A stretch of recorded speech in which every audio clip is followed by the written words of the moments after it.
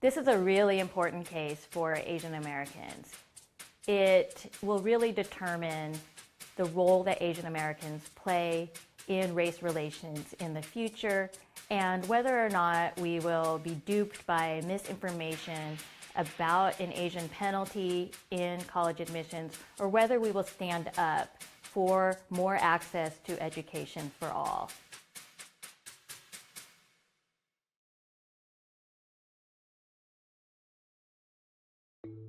Blum and his organization, Students for Fair Admissions, have brought a case against Harvard alleging discrimination against Asian Americans.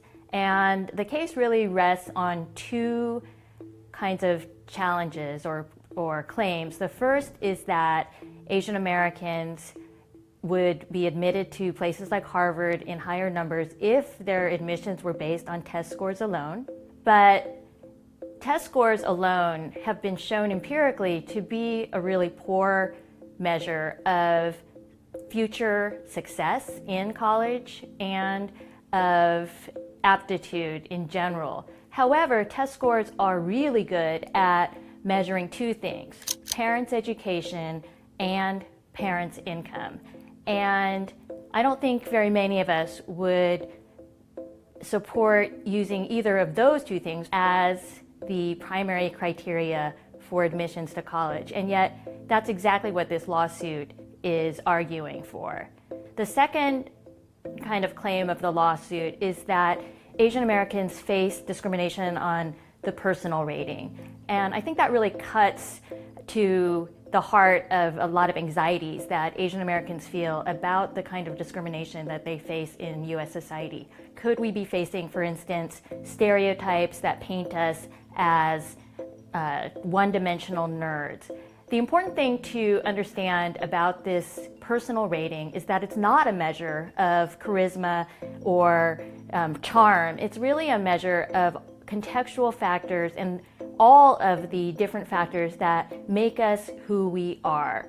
As a parent of a high schooler who is about to apply to college, I think that my son may face some implicit bias, but other groups, his Black and Latino classmates, will face even more damaging kinds of implicit bias.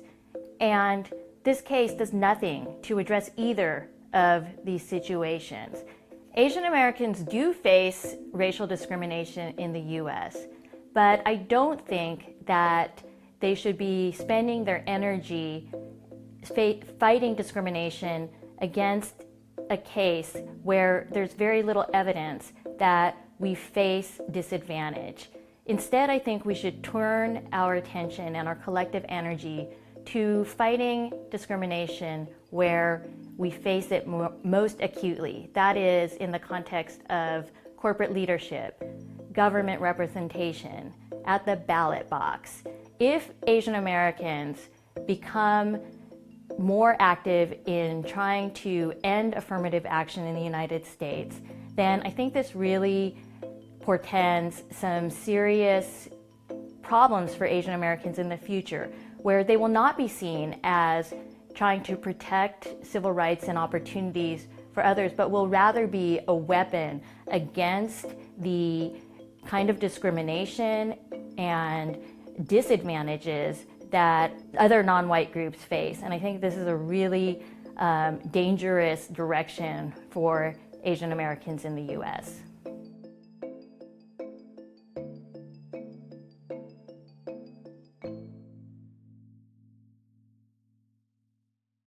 Hey, NBC News viewers, thanks for checking out our YouTube channel. Subscribe by clicking on that button down here, and click on any of the videos over here to watch the latest interviews, show highlights, and digital exclusives. Thanks for watching.